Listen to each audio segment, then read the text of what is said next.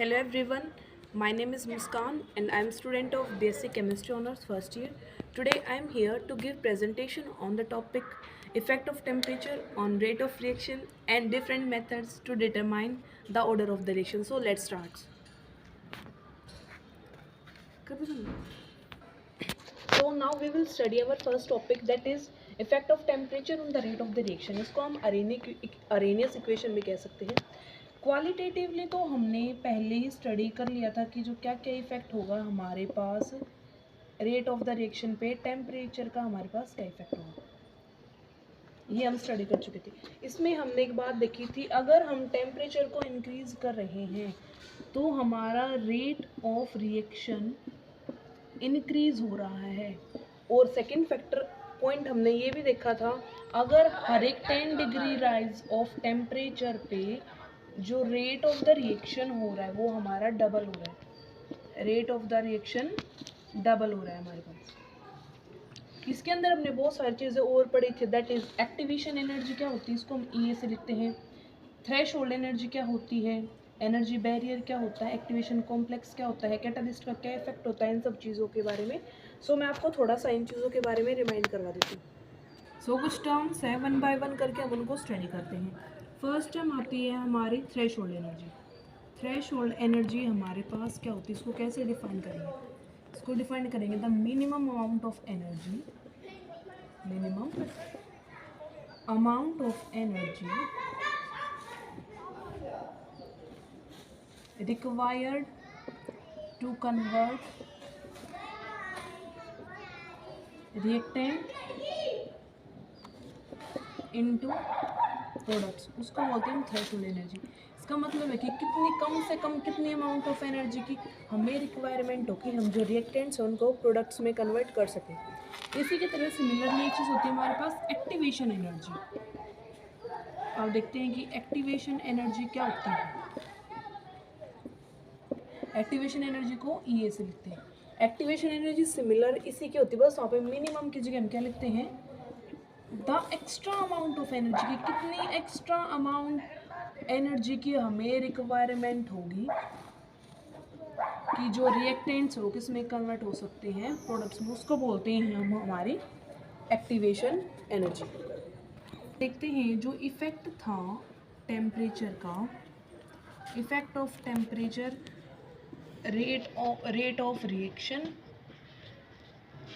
Rate of constant, ये rate constant क्या है, रेट ऑफ रिएक्शन क्या है. इस चीज़ के बारे में हमें बताया था अरेनियस ने बताया था कि टेम्परेचर का क्या इफेक्ट होगा रेट ऑफ द रिएक्शन में और रेट कांस्टेंट के ऊपर. तो उसने एक इक्वेशन दी थी, K is equals to A into e raise to the power EA/RT. इस इक्वेशन को हम बोलते हैं अरेनियस इक्वेशन. Arrhenius equation. यहाँ पे जो सिंबल्स हैं उनका अपना अपना मतलब है, तो हम देखते हैं वन बाय वन जो सिंबल्स उनका यहाँ पे क्या मीनिंग है. यहाँ पे जो की है वो है हमारे पास रेट कांस्टेंट,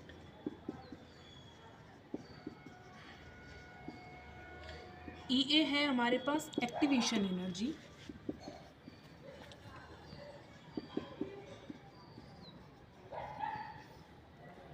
T हमारे पास क्या है, absolute temperature,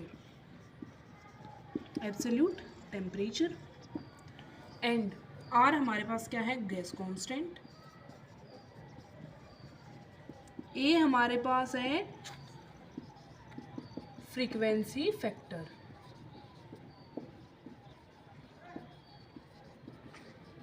Now by using this equation we can derive the relation between EA, different temperatures and rate of the constant, from which we can easily calculate the activation energy. So let's move further. So हमने अपनी Arrhenius equation लिखी थी K is equals to AE into this. तो हम इस equation को हम solve करते, पहले तो हम इसको इक्वेशन नंबर 1 लेट कर लेते. ना इसको सॉल्व करते taking logarithm on both side, taking logarithm on both side. ln k is equals to ln A minus EA/RT. हमने लॉग को लेके इसको सोल्व कर दिया. ठीक है। अगर हम डिफरेंट टेम्परेचर्स ले लेते हो, डिफरेंट कंडीशंस ले लेते हो, तो हम क्या करेंगे, तो हमने लेट करते हैं K1 एंड K2, ये क्या है, रेट कॉन्स्टेंट्स है at two different temperatures. So इसे लिखते हैं ln for K1 reaction is equals to ln A minus EA divided by RT1। इसको इक्वेशन नंबर 2 राइट कर लो। देन लिखते हैं ln K2 is equals to ln A minus EA activation energy divided by TR2 is equals to equation number 3। Now हम subtract करेंगे, subtract equation third from equation number second से हम दोनों को क्या करेंगे, सब्ट्रैक्ट करेंगे। So let's subtract ln K2 minus ln K1 is equals to ln A minus EA divided by RT2 minus ln A divided by EA minus RT1। After solving it ये zero हो जाएगा यहाँ से। अगर हम इसको solve करते हैं तो आएगा ln K2 minus ln K1 is equals to EA RT1 minus EA RT2। So let's start forward। इसलिए ln K2 minus ln K1 is equals to activation energy of RT1 minus activation energy of RT2। Now इसको solve करते हैं, इसको लिख सकते हैं, ये हो जाएगा log m माइनस n को लिख सकते हैं log m divided by log n। यहाँ पे सॉरी log हो रहेगा, यहाँ पे log n, तो इसको लिखेंगे हम ln K2 minus K1 is equals, यहाँ से एक्टिवेशन एनर्जी को कॉमन निकाल लेंगे और r को हम लिखेंगे 1 of T1 minus 1 by T2। इसको सोल्व करेंगे, आएगा ln K2 minus K1 is equals to EA into R into T2 minus T1 divided by T1 into T2 हमारे पास इतना आ जाएगा। नाउ हम इसको कन्वर्ट करेंगे नेचुरल लॉगरिथम में। नेचुरल लॉग ln होता है 2.303 लॉग, ये इसके इक्वल होता है ln। तो हम इसको यहाँ पे पुट करेंगे तो हमारे पास जो फॉर्मूला आएगा वो आएगा log K2 by K1 is equals to EA divided by 2.303 R into T2 minus T1 into T1 into T2।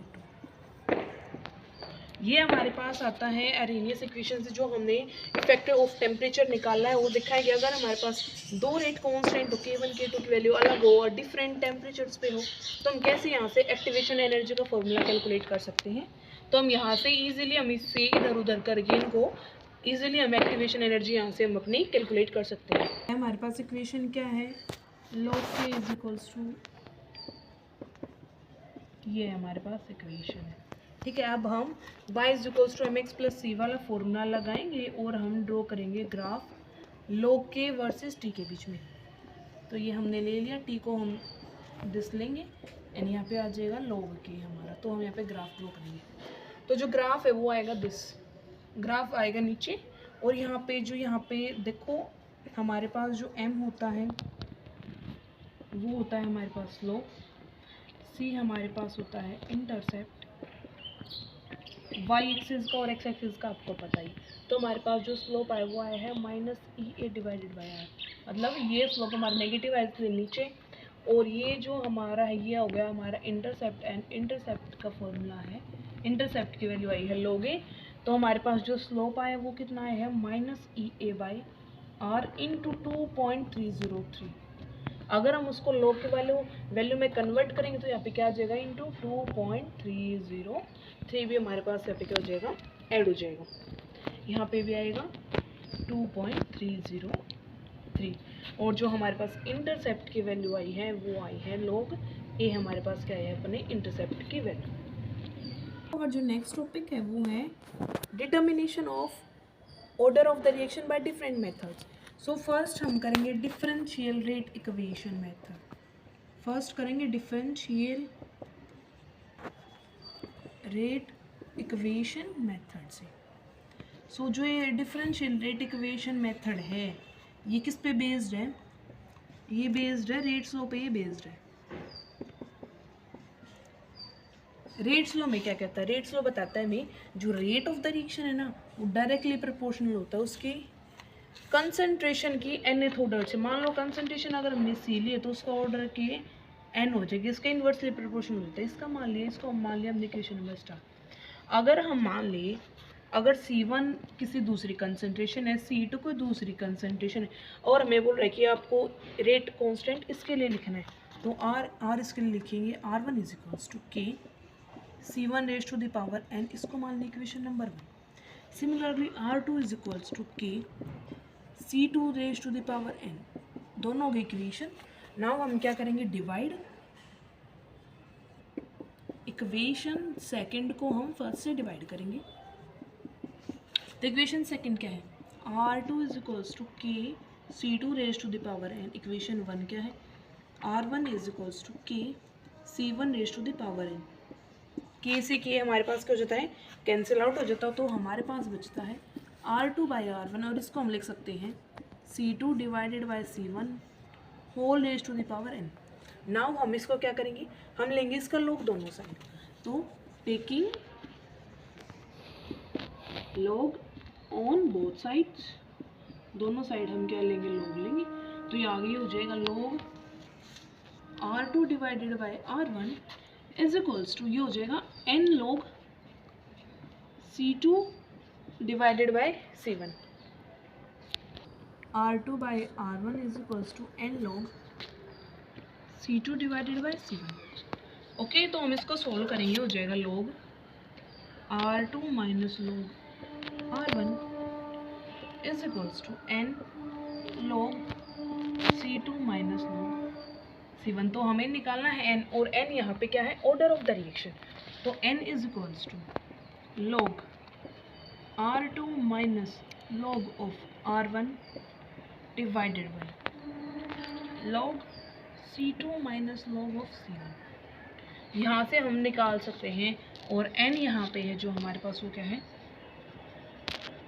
Order of the reaction है n हमारे पास। इससे हम किसी भी रिएक्शन का ऑर्डर्स निकाल सकते हैं अगर हमें उनके रेट्स का पता हो, और अगर हमें उनकी कंसंट्रेशन का पता हो किस पे कितनी है, तो हम यहाँ से ऑर्डर ऑफ द रिएक्शन को इजीली हम कैलकुलेट कर सकते हैं। इस integrated rate equation method, integrated rate equation method, ये मेथड बहुत ही सिंपल और इजी है। इसको हम हीट एंड ट्रायल मेथड भी कह सकते हैं, हीट एंड ट्रायल मेथड की तरह ही है।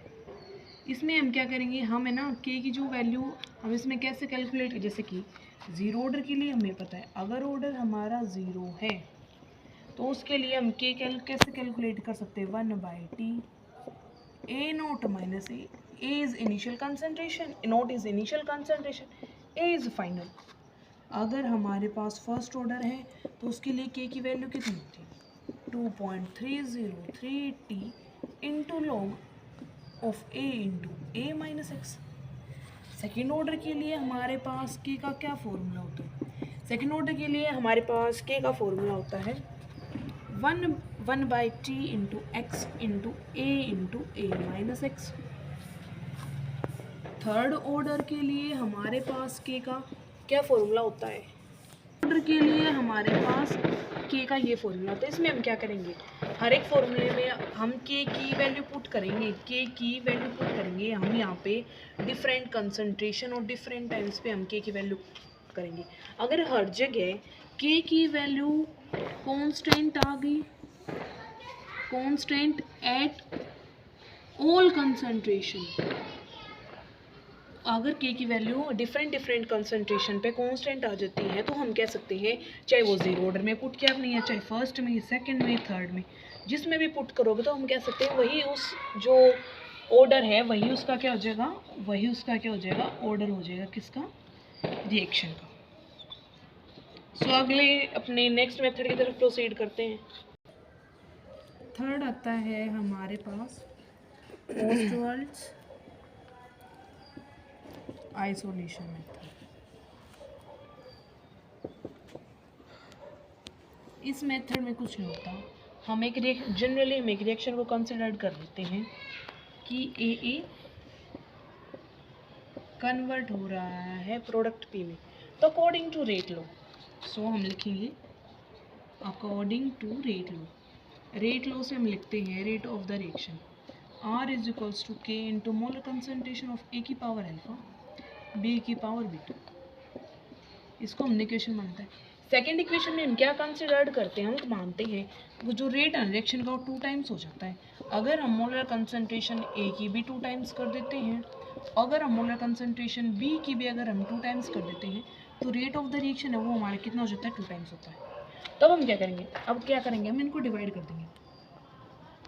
डिवाइड इक्वेशन 1/2, हम इनको ये डिवाइड कर देते हैं। R से R कैंसिल हो जाता है हमारे पास, K से K, A से ऐसे ये, B से ये कैंसिल हो जाता है हमारे पास। तो हमारे पास बचता है 1/2 इज इक्वल्स टू 1/2 की पावर अल्फा प्लस 1/2 की पावर बीटा, ये हमारे पास बच जाता है। तो मतलब इसको हम कैसे लिख सकते हैं, 2 raise to the power alpha plus beta is equals to 2। तो हमने मान लिया जो अल्फा, यहाँ से मान नहीं लिया सॉरी, अगर हम दोनों को कैलकुलेट करें तो कट हो गया, अल्फा प्लस बीटा 1 आ जाता है। अब वही 1 तो आ गया, अब हम ये कैसे निकाल लें कि अल्फा 1 है बीटा 1 है।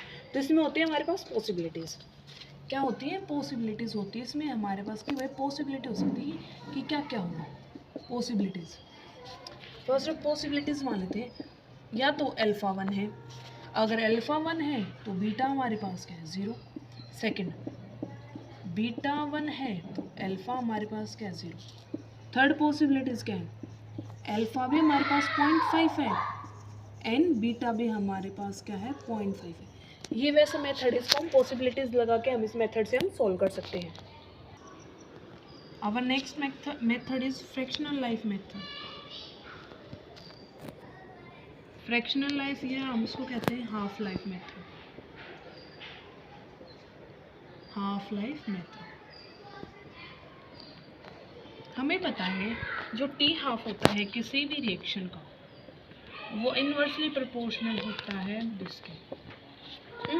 तो हम पहले कंसिडर कर लेते हैं कि t half one reaction is inversely proportional to this and for the t half of second is also for the this। दोनों के लिए हमारे पास ये हो गया, इसको हम इक्वेशन 1 मान लेते हैं, इसको हम इक्वेशन 2 मान लेते हैं। नाउ हम क्या करेंगे, डिवाइड करेंगे इक्वेशन, हम डिवाइड करेंगे इक्वेशन सेकंड को फर्स्ट से, second by first. Equation second है हमारे पास t half of 2 is equals to 1 by a raised to the power n minus 1 and equation 1 है हमारे पास ये 2 नहीं है, यहाँ पे 1 है, ये आ जाती है। और अगर हम इन दोनों को सॉल्व करते हैं तो हमें मिलता है a1 by a2 into n raise to the power 1 और ये टी हाफ यहाँ से एज इट इज इसके इक्वल हो जाता है। अब हम क्या करेंगे, अब इसमें क्या करेंगे, हम लोग लेंगे दोनों side, taking log on both side, then ये आएगा log t half of 2 into t half of 1 is equals to, यहाँ पे log थोड़ा सा डिफरेंट तरीके से लिया जाएगा, तो ये हो जाएगा यहाँ पे log a1 by a to the power n minus 1। यहाँ पे हमने क्या ले लिया, log ले लिया है, हमने log ले लिया। देन इसको सोल्व करेंगे तो ये हो जाएगा, इसको सोल्व करेंगे तो log t of 2 minus log